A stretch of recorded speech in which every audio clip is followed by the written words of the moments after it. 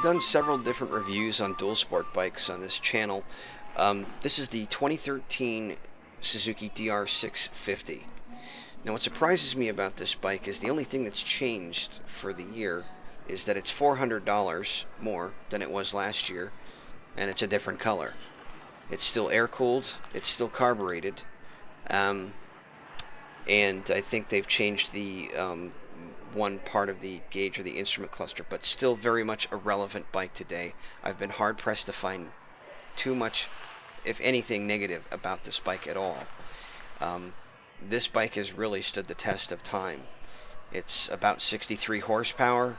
I understand that this is for a dual sport, it's really good on the highway. I got a chance to throw a leg over it here. DR So let's take a look here. 650 high seat. Now I'm relatively short, and I can like very tiptoe on this. Probably looks kind of funny, but because it's a light bike, it isn't that bad. The only thing I don't like is this hose, which kind of gets in the way. I suppose that could be like tucked away somehow behind the gauge or whatever. But clutch is easy. Hand guards, kind of cheesy hand guards, but I guess they serve the purpose. Wouldn't say it's like entirely comfortable, only because of the height, but it's not objectionable.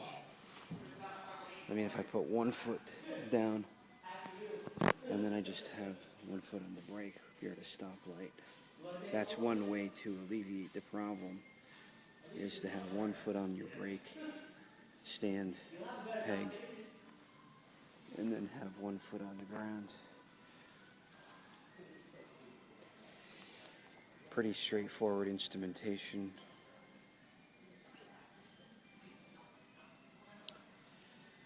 They're pretty standardized mirrors. You can kind of like flex and bend these any which way you need to.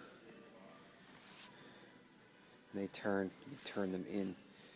Like, say for example, if you're going off-road, fold them in.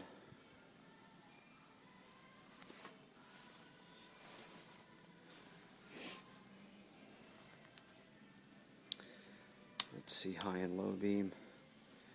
Looks like this is not fuel injected, so that's your choke.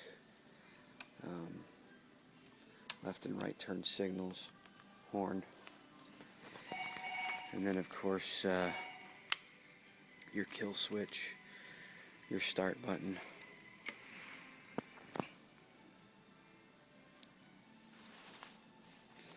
Is you set your trip meter with a dial. I like this bike. I mean, even though it is kind of tall.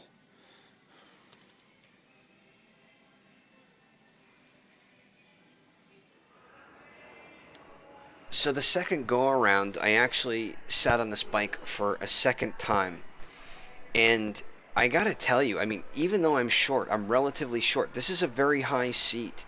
I was really not that uncomfortable, and I think the reason for that is because this bike is so doggone light.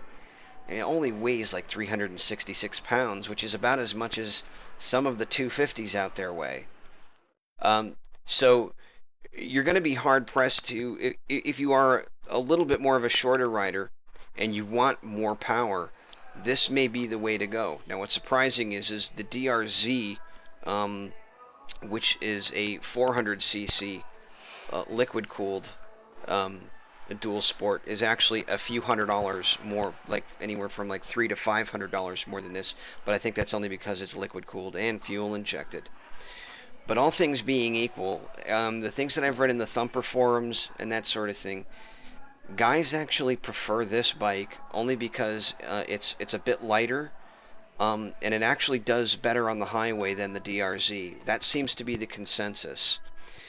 Again, the styling is very relevant on this. This is a bike that you could put some luggage on, luggage containers on either side of the rear seat, and you could go on a relatively long trip on this.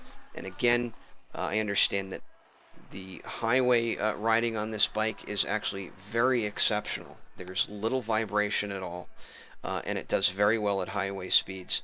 And will even top out, I understand, based on a few videos that I've seen, or at least one or two anyway, at 100 miles an hour.